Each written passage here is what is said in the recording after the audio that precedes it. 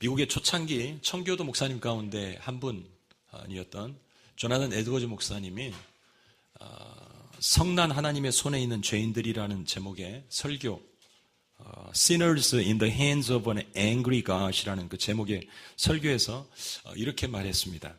제가 먼저 영어로 좀 읽겠습니다. All our righteousness would have no more influence to uphold you and keep you out of hell than a spider's web would have to stop a fallen rock. 설명하면 이렇습니다. 우리의 의로움이 무엇이냐? 떨어지는 바위가 떨어지고 있어요. 그런데 거미줄이 그 바위를 지탱하는 것처럼 우리의 의로움은 이 거미줄처럼 하나님의 진노를 감당할 수가 없다. 그리고 우리를 지옥에서 이렇게 빼낼 수 있을 만큼 우리의 의는 충분치 못하다라고 이렇게 비유를 했습니다. 그래서 예수님이 죽었습니다. 그래서 하나님의 아들이 죽는 길 외에는 다른 길이 없었던 것이지요. 인간의 의로움은 다 더러운 옷과 같다.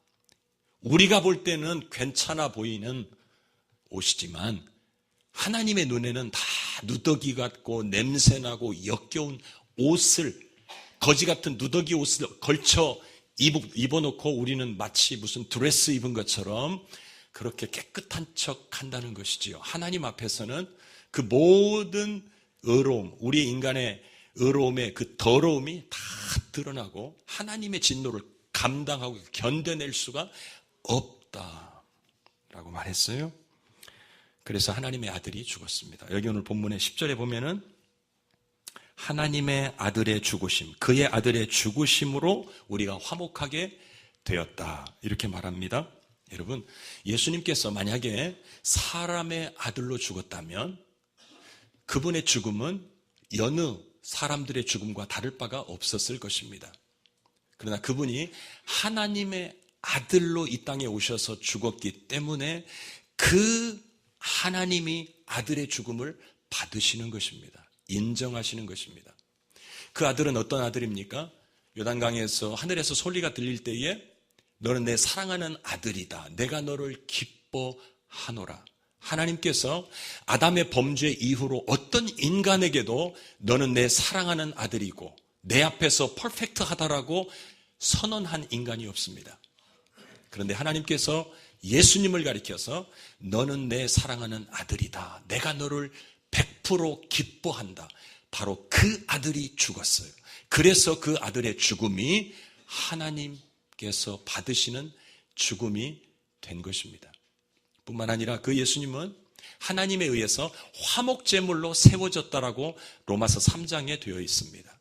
하나님이 이 땅에 흠없는 아들로 보내신 그분을 화목제물, 하나님과 원수되어 있는 이 세상과 죄인들을 화목시킬 수 있는 화목의 제물로 하나님이 세우신 그분이 화목제물로 십자가에서 죽으셨기 때문에 그분의 죽음을 하나님이 받으시고 우리와의 적대관계를 청산하시고 우리를 이제는 원수가 아니라 이제는 사랑하는 자녀로 우리를 받아주실 수 있게 되었다 하는 것입니다.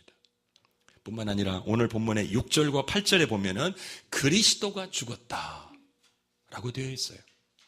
그리스도라는 것은 기름 부음을 받은 자라는 뜻입니다. 그리스도는 왕, 제사장, 선지자들을 가리켜서 그리스도라고 말합니다.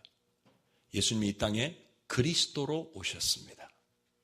하나님의 아들로 오신 분이 그분이 무슨 일을 하시느냐? 그리스도가 하는 일, 즉 구약의 왕들과 선지자들과 제사장들이 했던 그 일, 그러나 불완전했던 그 일을 예수님이 완전한 그리스도로 오셔서 그 일을 완벽하게 그리고 영원하게 이루실 그리스도로 예수님이 오셨어요.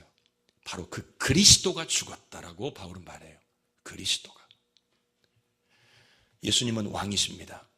그분은 자기 백성의 죄를 담당하시는 왕, 그런 왕으로서 자기 백성을 대신해서 십자가에 가서 대신 죽었어요. 그분은 제사장입니다. 대제사장이지요. 하나님이 맹세로 세우신 영원한 대제사장이 예수님이세요. 구약의 제사장들은 흠없는 짐승을 제물로 잡아서 죄 용서의 제사를 드렸어요. 그런데 예수님은 흠없는 자기 자신을 제물로 삼아서 하나님 앞에 영원한 완전한 단번의 제사를 드리셨어요. 그래서 그리스도가 죽었어요. 그리스도가 죽은 것이 오늘 우리에게 죄 용서를 가져올 수 있었어요. 사도 요한은 이렇게 말합니다. 너희는 처음부터 들은 것을 너희 안에 거하게 하라. 여러분, 착상되었지만 그만 유산되어 버린 태아처럼 우리 안에 하나님께서 착상시켜 주신 소중한 진리들, 하나님의 복음의 진리들, 그런데 이것이 생명으로 탄생되었어야 될 이 진리들이 그만 유산되고 또 유산되고 또 유산되어서 착상되어서 임신했다고 기뻐하고 좋아했는데 생명은 없어요. 낳는 자식은 없어요. 여러분, 이것이 오늘 저의 신앙생활이었고요. 여러분도 예외가 아닐 것입니다. 반짝 하나님의 말씀을 들을 때 기뻤어요. 찬양할 때 하나님의 은혜가 마음에 와서 부딪히고 기뻤어요. 자, 그 기쁨이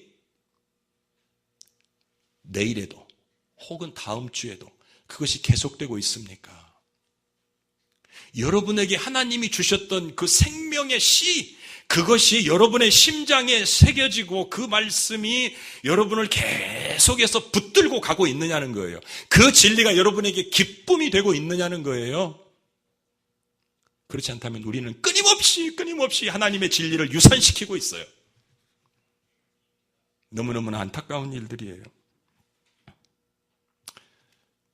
그래서 저도 지난 한 주간 살면서 주님께서 야, 너 유산시키지 마. 내가 너에게 준 진리가 어디 한둘이냐. 너 그거 다 지금 다 까먹고 다 잊어버리고 지금 헐떡이고 그렇게 참 비참한 것이죠. 하나님 보실 때. 여러분, 하나님이 우리에게 주신 진리는요, 일회용 휴지처럼 한번 쓰고 버리라고 주신 것이 아니에요. 그 진리는 평생에 우리의 가슴에 새겨놓고 그것을 품고 기도하고 그 말씀대로 순종하고 그 말씀이 실제가 되기 위해서 끊임없이 몸부림치면서 살라고 평생 영구적으로 우리에게 누리라고 주신 말씀들이에요. 여러분 신앙생활을 돌아보세요. 여러분에게 주신 소중한 진리들을, 유산되어 버렸던 진리들을 다시 기억하시고 그것을 메모해지 한번 적어보시고 그리고 그것을 붙들고 그리고 기도하세요. 하나님, 내가 예수님 처음 믿을 때 이렇게 감격했고 이런 진리를 받았는데 지금 온데간데 없고 박물관의 화석처럼 모양은 있는데 생명은 없어요. 여러분, 돌아가셔야 됩니다. 다시 유산된 그 진리들을 여러분 다시 여러분의 삶 가운데 떠올리시고, 여러분 세상 나라는요 새로운 학설이나 이론을 자꾸 만들어내야 인정을 받습니다. 하나님 나라는 2000년 전에 십자가의 진리, 그 진리를 지금도 계속 써먹고 그 진리를 써먹어야 하나님 나라에서는 잘하는 것입니다. 예수님의 죽음을 통해서 우리가 의롭게 되었다. 그러한 자에게 나타나는 반응은 즐거움입니다. 여러분, 즐거움. 오늘 본문에 세 가지로 나오는데요. 오늘 2절을 보십시다. 먼저 그로 말미암아 우리가 믿음으로 서 있는 이 은혜에 들어감을 얻었으며 하나님의 영광을 바라고 즐거워한다. 첫 번째로 무엇을 즐거워해요? 하나님의 영광, rejoicing in the glory of God이에요.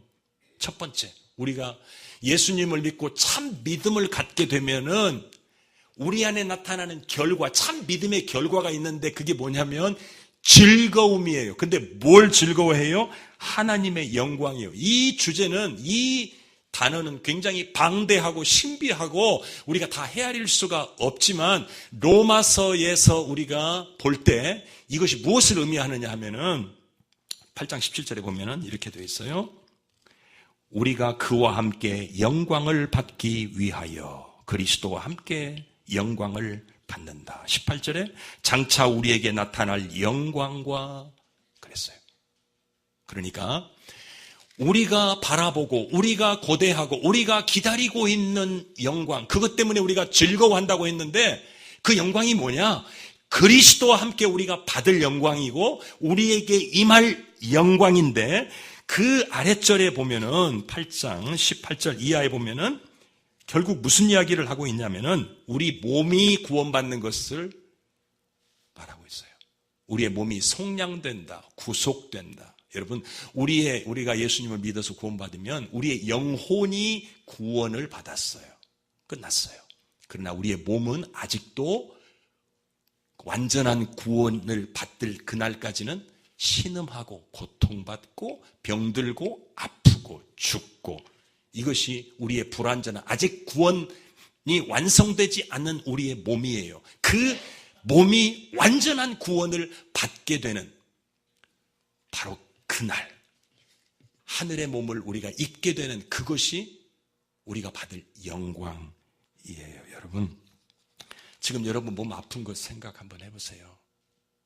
병든 거 생각해 보세요. 약을 먹어야만 하고 약을 먹어도 제대로 낫지 않고 허리 아프고 무릎 아프고 이런저런 헤아릴 수 없이 많은 병들을 우리는 짊어지고 살아요.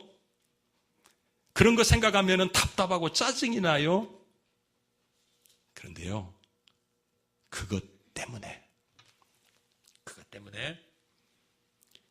내가 앞으로 아프지 않는 몸을 입게 된다는 이 소망을 더 다시 한번 생생하게 생각할 수 있으니까 그것도 감사해요. 그래서 그것이 기뻐요. 여러분 삶 가운데 질병이 갑자기 불청객처럼 찾아왔어요. 얼마나 인생이 원망스러워요. 그러나 참 믿음의 사람은 안 그래요. 내가 장애인이 돼버렸어요. 내가 평생 무슨 의료기구를 차고 살아야만 되고요. 비참해졌지요? 그러나 참 믿음의 사람은 그것이 내 인생의 영원한 운명이 아니라는 것을 알기 때문에 그것 때문에 그렇지. 내가 이것 가지고 영원히 산다면 나는 정말 불행한 사람이야. 그러나 내가 지금 겪고 있는 이 내 몸의 질병은 영원한 것이 아니야. 그 병 때문에 병 없는 몸을 내가 앞으로 입게 된다는 사실이 감격스럽게 와 닿는다니까요. 참 믿음은 그렇게 즐거움으로 반응을 하게 된다니까요. 여러분, 집에 가셔서 종이 한 장 펴놓고 한번 적어보세요. 여러분이 싫은 것, 여러분의 몸에서 좀 없었으면 좋겠는데 여러분을 괴롭히고 있는 것들, 여러분을 마음을 참 불행하다고 생각하게 하는 것들 적어보세요. 한번. 어떤 사람은 적을 것이 어떤 사람은 많을 것입니다. 많으면 많을수록 감사와 즐거움이 더 커지게 되어 있어요. 왜? 그래, 나는 많아서 지금 이 세상에서 이렇게 살 수밖에 없죠.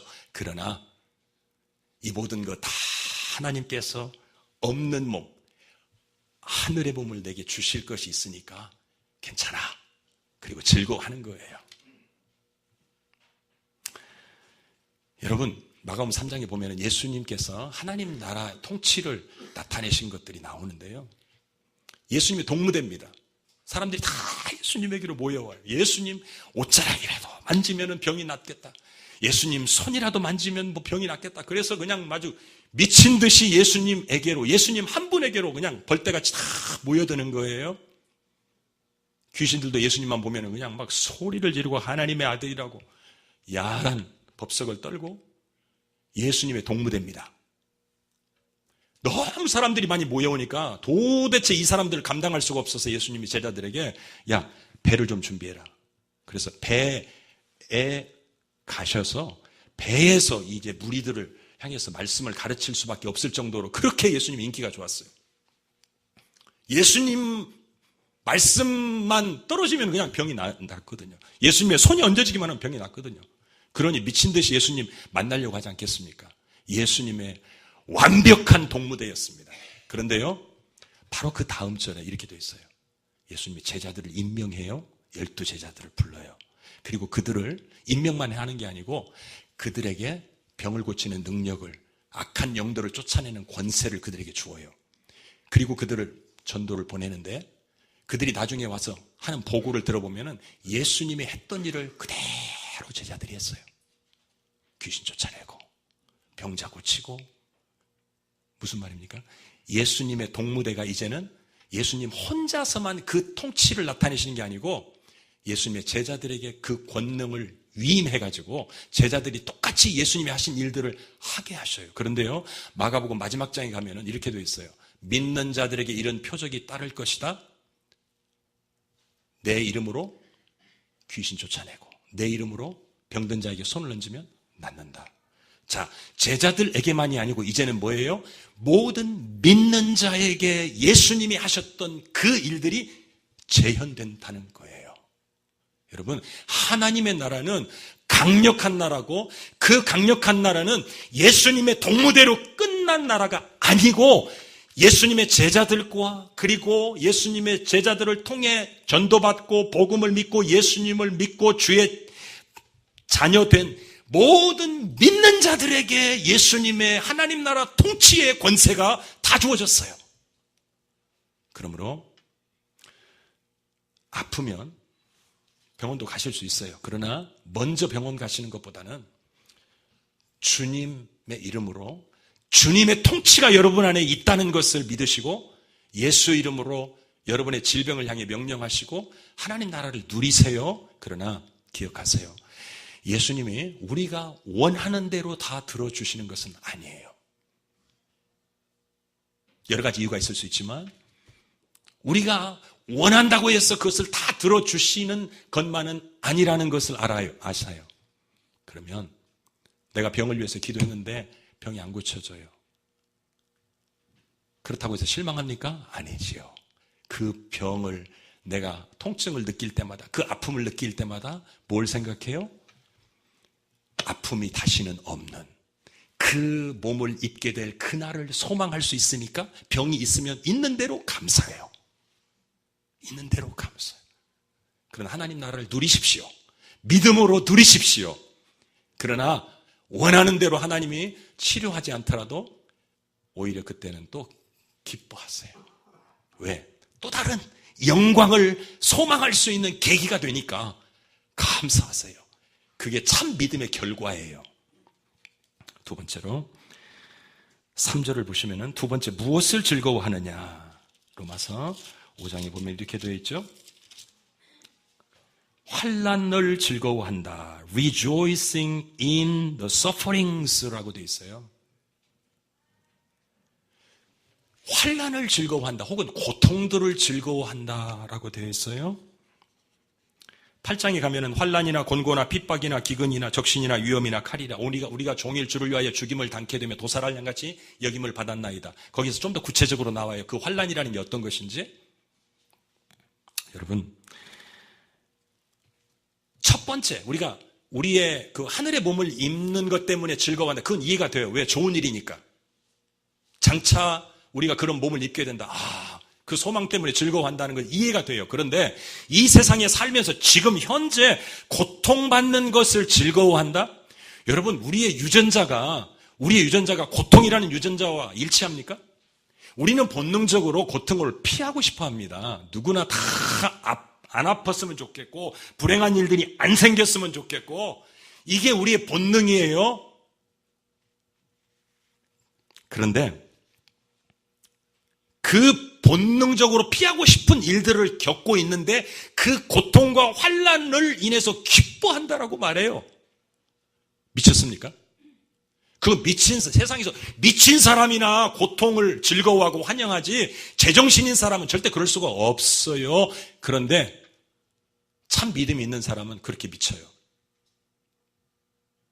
우리가 생각할 때 미친 사람이 할 수 있는 일을 참된 믿음이 있는 사람은 즐거워한다니까요. 여러분, 사도행전 5장에 보면 사도들은 그 이름을 위하여 능력받는 일에 합당한 자로 여기심을 기뻐하면서, 매를 맞고 나오면서도 기뻐하는 거예요. 사도행전 7장에 보면 스데반이 나와요. 그들이 이 말을 듣고 마음에 찔려 그를 향하여 이를 갈거늘 스데반이 성령이 충만하여, 여러분, 스데반의 얼굴이 어떻게 됐다고 그랬어요? 천사의 얼굴처럼 되었어요. 사람들이 막 이를 갈면서 돌멩이 들고 이제 던져서 그냥 돌멩이로 쳐 죽이려고 하는 그 사람들 앞에서도 스데반의 얼굴이 천사처럼 빛나고 기뻤어요. 베드로전서 1장 6절, 너희가 이제 여러 가지 시험으로 말미암아 잠깐 근심하게 되지 않을 수 없지만 오히려 크게 기뻐하도다. 근심이 있어요. 여러분, 고통 가운데서 근심이 없다는 게 아니에요. 우리는 본능적으로 근심과 또 회피하고 싶은 그런 본능이 우리 가운데 일어나요. 반응이 있어요. 그러나 그것보다 더 큰 것이 있는데 그게 기쁨이라니까요. 그래서 근심이 우리를 압도하는 게 아니고 즐거움이 우리를 압도하게 돼요. 그게 믿음의 결과이에요.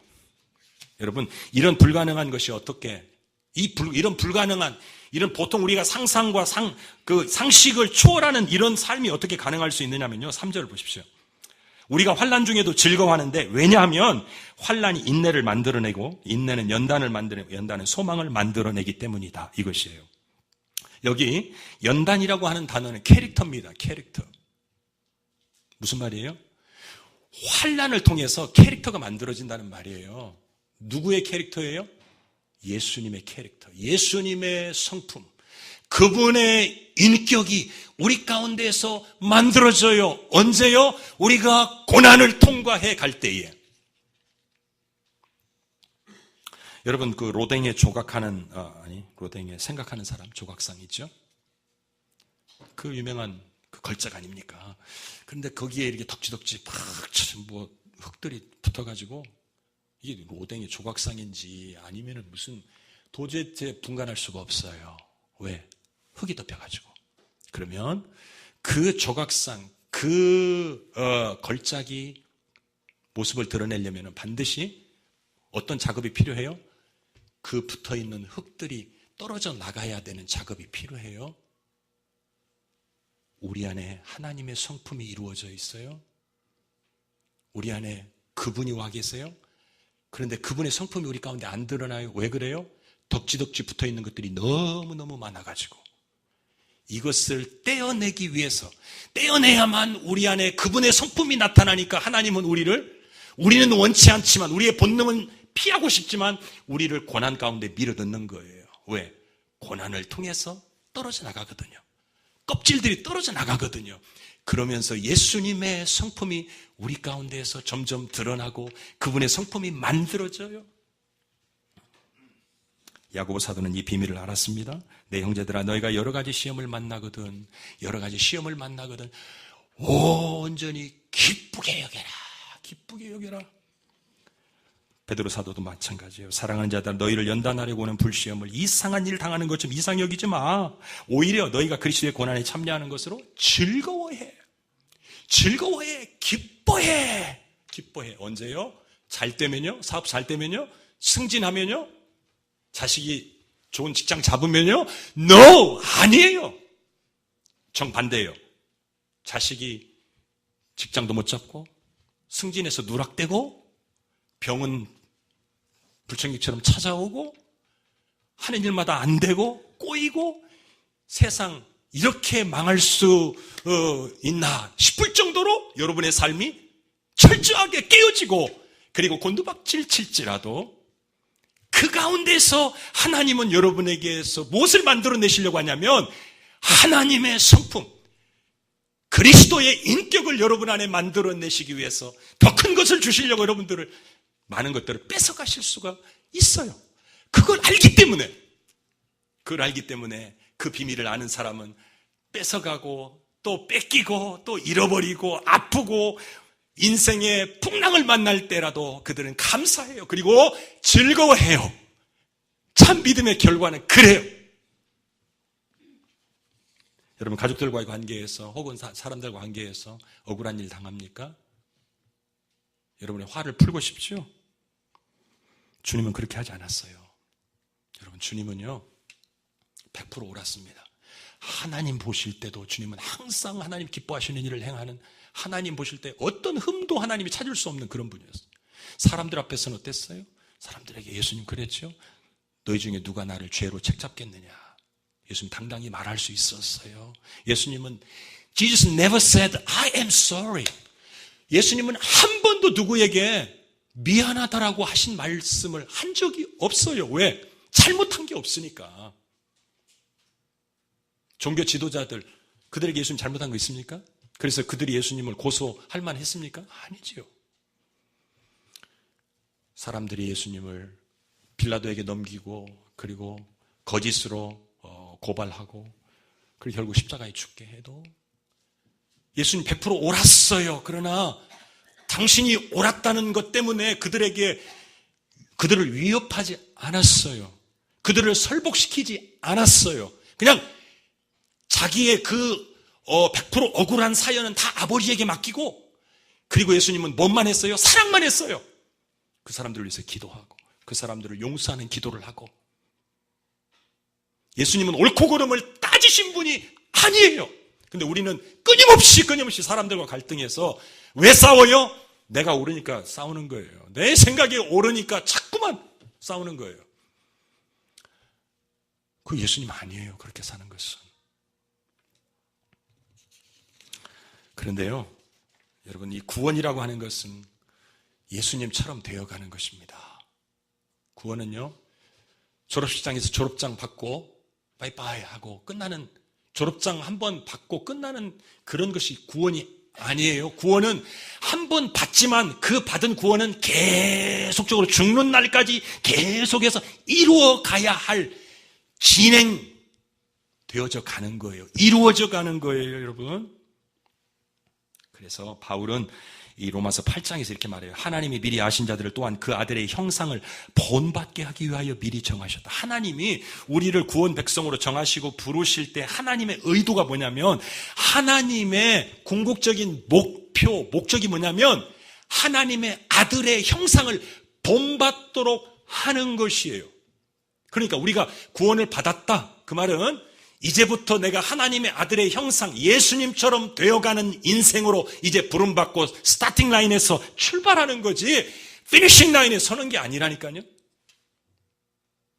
죽는 날까지 우리는 끊임없는 긴장과 투쟁 속에서 우리 안에 하나님이 이루어지고 우리 안에 예수 그리스도의 인격과 성품이 이루어지기 위해서 몸부림치는 이 구원을 이루어 가도록 우리는 구원을 받았어요.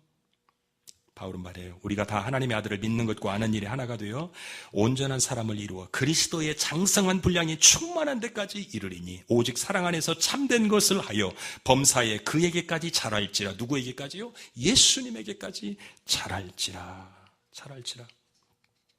여러분, 어떻게 해야 우리가 이렇게 살 수 있겠습니까? 참된 믿음을 가진 사람은 그것이 가능합니다. 그런데 참된 믿음을 나는 가졌다, 그러니까 됩니까? 안 됩니다. 참된 믿음을 가졌으면 그것이 우리 안에 고난 가운데 기뻐하고 즐거워할 수 있는 힘을 그냥 저절로 줍니까? 아닙니다. 자, 성경 한 절을 보겠는데요. 한번 띄워주실래요? 자, 히브리서 5장 7절, 8절을 먼저 보십시다. 8절. 예수님에 대한 이야기인데요. 그가 아들이시면서도, 비록 그가 아들이셨어요. 하나님의 아들이었으면서도 불구하고 고난으로 순종을 배웠다라고 말해요. 여러분, 예수님 뭘 배울 필요가 있겠어요? 우리가 어떻게 얼핏 생각하면? 그런데 예수님이 뭘 배웠어요? 순종을 배웠어요. 누구 순종이요? 아버지에게 순종하는 것을 배우셨대요. 저절로 터득한 게 아니고 배웠어요. 무엇을 통해서요? 고난을 통과하면서 예수님도 순종을 배웠어요. 그 하나님의 아들도 고난의 걸음, 고난의 길을 한 걸음 걸어가면서 사람들의 그 모독을 견뎌가면서 사람들의 그 침뱉음을 참아가면서 아버지 순종하는 아들로 세워져 갔다는 말이에요. 그런데요, 그 앞절 7절 보세요. 여러분, 어떻게 그렇게 예수님이 고난 가운데에서 순종을 배우실 수 있었습니까? 그는 육체에 계실 때 자기를 죽음에서 능히 구원하실 이에게 뭐 했어요? 심한 통곡과 눈물로 간구와 소원을 올렸다. 여러분, 이 기도의 뒷받침이 없이는 절대로 고난 가운데에서 순종을 선택할 수 없습니다. 그리고 고난 가운데에서 즐거워할 수가 없어요. 심한 통곡과 눈물 속에서 우리 안에 불순종하고 싶어하는 이러한 우리의 죄성을 처리하지 아니하면은 하나님 앞에 그 고난을 기뻐할 수도 없고요. 그 고난 가운데서 순종의 걸음을 거닐면서 전진할 수가 없어요, 여러분. 제가 그 뉴저지에 있을 때 제가 아는 한 집사님이 참 기도도 많이 하시고 많은 체험도 하신, 변함없이 그렇게 주님 사랑하시고 사모하시고 하나님 뜻대로 살려고 몸부림치는 그런 분이 한 분 계세요. 근데 그분의 멘토가 하나 있어요. 영적으로 아버지 역할을 하는 사람이 하나 있어요. 고 집사님이라고 하는 분인데, 그런데 이 멘토가 그야말로 영적인 아버지 역할을 하는 거예요. 무슨 일이 있으면 이렇게 충고해주고 또 이렇게 카운셀링을 해주는 대단한 분이죠. 이 집사님이, 이 여자 집사님이 신앙생활을 하다가 하도 힘들어가지고 기도를 안 해서가 아니고 기도를 많이 하시는 분인데도 하나님 뜻대로 살기가 너무너무 힘든 거예요. 힘겨운 거예요. 그래서 자기 멘토에게 전화를 했어요. 얼마나 견디기 힘들었으면 전화를 했겠어요. 위로의 말 한마디라도 듣고 싶어서 전화를 했겠지요. 그런데 그 멘토이신 그분이 이렇게 말을 하더랍니다. 집사님, 회개하셔야 되겠습니다. 기도를 안 하는 분이 아니에요, 이분이. 성령을 체험하지 않은 분도 아니에요. 많은 영적 체험들을 하신 분인데도 힘들어 한다고 하니까, 집사님, 회개하셔야 돼요. 이 멘토이신 집사님은 아는 거예요. 힘들다, 신앙생활 하면서 힘들다, 이것은 회개 안 했다는 증거예요. 고난 중에서, 환난 중에서 즐거워하게 되어 있어요. 그런데 그것이 즐거움이 안 되고 그것이 불평으로 자꾸 이렇게 터져나온다는 것은 혈관이 막혔다는 뜻이라니까요. 영적인 혈관이 막혔어요. 뚫어야 돼요. 회개해야 돼요. 회개하면 여러분의 심령이 깨끗해집니다. 하나님 앞에서 여러분의 주님에게 비추어서, 여러분 예수님에게 비추어서 미달되는 것은 다 회개할 거예요, 여러분. 그러니 얼마나 우리가 회개할 게 많아요. 예수님이 완벽한 모델인데 그 예수님이 궁극적인 기준이에요? 스탠다드예요. 그러니까 그분과 나란히 놓고 봐서 우리가 못 미치는 것들은 전부 다 회개할 죄들이란 말이에요. 그런 걸 회개 안 하니까 우리가 고난이 우리에게 즐거움으로 오는 게 아니고 그것이 불평으로 가는 거예요. 우리 생명은, 하나님 우리 안에 창조하신 생명은 고난 가운데에서 기뻐하고 찬송하도록 되어 있어요. 우리가 착각하면 안 돼요. 세 번째입니다. 11절 보십시다. 11절 보시면은 세 번째, 무엇을 즐거워해요? 하나님 안에서 즐거워한다. Rejoicing in God이에요. Through Jesus Christ. 하나님 때문에 즐거워한다. 하나님 때문에. 여러분, 제자들을 한번 보세요. 제자들이요, 예수님을 또 병 고치는 능력과 귀신 쫓아내는 권세를 받았어요. 그리고 나가서 막 전도하니까 그대로 돼요. 얼마나 기뻐가지고 예수님께 돌아왔어요. 막 기뻐하니까 예수님 뭐라고 그래요? 야, 귀신이 나가는 것 때문에 기뻐하지 말고 너희의 이름이 하늘에 기록된 것 때문에 기뻐해. 그 제자들이요, 나중에 또 귀신 들린 사람이 왔어요. 귀신 들린 아들을 둔 아버지가 데리고 왔어요. 근데 이번에는 쩔쩔매고 못고 귀신을 쫓아내지 못하는 거예요. 얼마나 창피했겠어요. 옛날처럼 막 한번 해보려고 했는데 귀신이 안 나가는 거예요. 그래서 참 사람들 앞에서도 얼굴 보기 참 부끄럽고 말이죠. 그래서 예수님한테 몰래 와가지고 예수님 우리는 왜 안 됩니까? 그렇게 말해요. 여러분 제자들의 기쁨이요 조건적이었어요. 자기들이 귀신 쫓아내면 기쁘고 못 쫓아내니까 낙심이 되고 그렇죠. 근데 이게 우리의 모습입니다. 예를 들면 제가 설교 막 잘하고요. 그러면 뭐나 된 것처럼 말이죠. 속으로 여러분 못 보지만 제 속으로 오늘 설교 잘했다. 그리고 설교 죽으면요. 풀이 죽어가지고 다 뭐예요? 왜 내가 즐거워요? 내가 얼마나 성과를 올렸느냐, 내가 얼마나 내가 해야 될 임무, 나의 의무를, 나의 본분을 다 성공적으로 했느냐, 그러면 기뻐요. 그것 때문에 기뻐요. 그런데 내가 항상 그럴 수 있습니까? 못하잖아요. 못하면은 풀이 죽어가지고. 여러분 무엇 때문에 기쁘세요? 무엇 때문에 즐거워하세요? 바울은 말해요. 참 믿음을 가진 사람은 누구 때문에요? 하나님 때문에. 그 하나님 어떤 하나님이요? 8절에 보면은 그리스도께서 우리를 위해서 죽으셨다. 하나님께서 당신의 사랑을 우리에 확증하셨다. 다시 말하면 그리스도를 통해서 당신의 사랑을 우리에게 확증하신 예수님. 화목제물로 예수님을 내어주셔서 우리와 하나님 사이에 적대관계를 해소하신 그 하나님. 당신의 진노를 사랑하는 아들에게 쏟아부어서 우리에게 내릴 심판을 청산하신 그 예수님. 그 하나님. 우리에게 하나님이 하신 일 때문에, 하나님이 이미 이루신 그 일 때문에 우리가 즐거워하고 있습니까? 아니면 내가 하나님을 위해서 무엇인가를 했다라고 하는, 이루었다라고 하는 그것 때문에 여러분 즐거워하십니까? 그러면 평생 여러분의 즐거움은 움푹 침푹. 여러분 그런 즐거움 가운데 사실입니까? 아니면 내 삶이 어떻게 곤두박질 치더라도 나를 향한 사랑을 멈추지 아니하시는 그분, 2000년 전에 나를 향한 사랑을 아들을 통해서 증거하시고 확증하신 그분 때문에 여러분 기뻐하시겠습니까?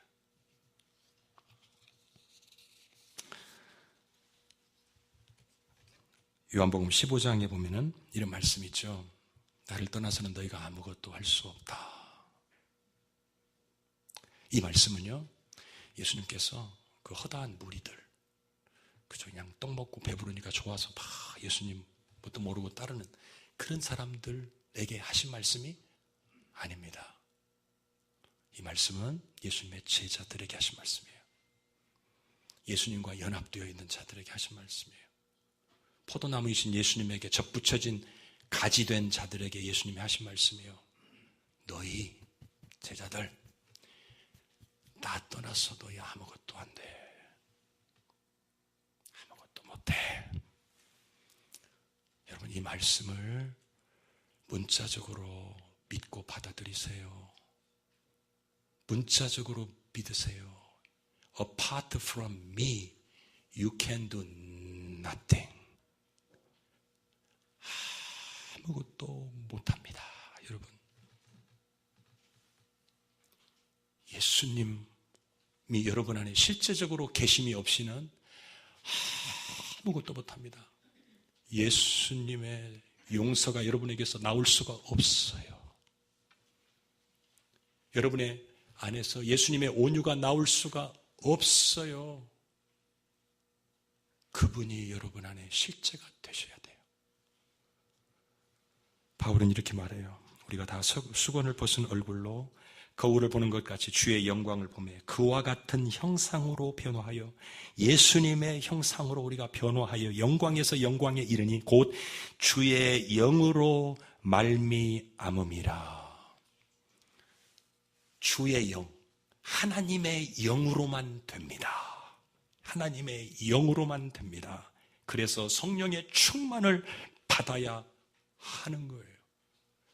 성령의 충만은 선택 과목이 아니에요. 필수 과목이에요. 하루 3끼를 먹던 사람이 2끼를 먹는 한이 있어도 나머지 한 끼를 줄이면서라도 그 시간을 이용해서 여러분이 성령의 충만을 구하셔야 돼요. 만약에 성령 충만하지 않다면, 시간이 없다면 밥 먹는 것을 끊어서라도 여러분의 영혼이 살려면 그 하나님을 구하셔야 돼요, 여러분. 그래서 여러분 안에 하나님이 주신 생명, 참 믿음이 여러분 안에서 즐거움으로 드러나는 것을 여러분이 한번 확인해 보세요. 아플 때 이 아픈 몸은 영원한 게 아니야. 그래, 내가 그 하늘에 주님의 그 신령한 몸을 내가 입게 되는 날이 오니까 이거 뭐 이 정도는 괜찮아. 할렐루야. 환난, 사람들이 여러분의 마음을 아프게 합니까? 그것도 하나의 환난이에요. 삶 가운데 그 사람이 원수로 보이지 않고 그 사람이 예수님으로 보이는 거예요. 그러니까 그 내 마음을 아프게 하는 사람들이 막 하는데도 그 사람에게 물을 갖다 주고 싶다니까요. 그 내가 하는 겁니까? 내 안에 예수님이 하시는 거죠. 그렇잖아요. 제가 그렇게 지금 살아서가 아니고 저 하나님은 똑같아요. 성경이 보여주는 그림을 지금 여러분에게 제가 보여드리는 거예요. 그것이 하나님이 우리 안에 이루고 싶어 하셔서 그 아들을 이 땅에 보내시고 십자가에 죽게 하시고 부활시키신 하나님의 궁극적인 목적이에요. 하나님의 마음에는 그것이 있어요. 그게 우리가 이 땅을 살면서 몸뚱아리는 인간인데 우리가 가만히 사는 것 보면은 예수거든요. 꼭 말하는 것도 예수, 다른 사람 용서하고 핍박하는 사람 물 갖다 주는 것도 가만 보면은 예수님 하는 거. 몸은 예수요, 행동은, 삶은 예수님. 여러분, 이것이 하나님이 우리에게 주신 구원이고 이것이 우리가 이루어가야 할 구원입니다. 기대치를 높이세요. 여러분의 구원의 기대치를 높이세요. 왜? 하나님이 시원찮게 살라고 우리를 구원하신 게 아니라니까요. 당신의 형상을 이 땅에서 이룰 수 있도록, 그리고 우리가 그것을 이루어갈 수 있도록 하나님이 성령을 부어주신다고 하잖아요, 여러분. 하나님이 우리 안에서 하나님 노릇 해주시겠다고 하잖아요. 그런데 왜 안 됩니까, 그게? 해보세요. 해보십시다. 그리고 다음 주에 오셔서 안 되면 저랑 같이 앉아서 회개하면서 기도하십시다. 기도하십시다. 하나님 아버지,